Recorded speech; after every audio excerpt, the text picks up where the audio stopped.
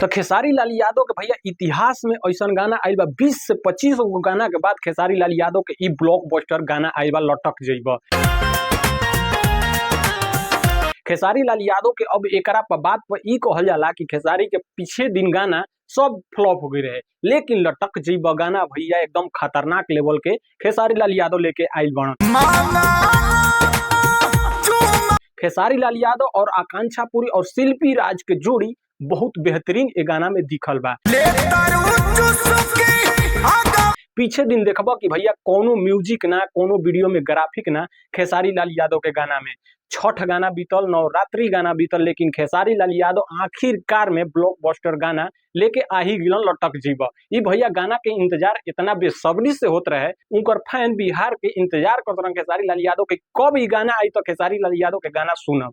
भैया खेसारी के जब भी गाना आवेला तो भैया ट्रेंड कर जाला। मुंबई में भूचाल मचा के रखले रहन स्टेज प्रोग्राम पर खेसारी लाल यादव ट्रेंडिंग स्टार।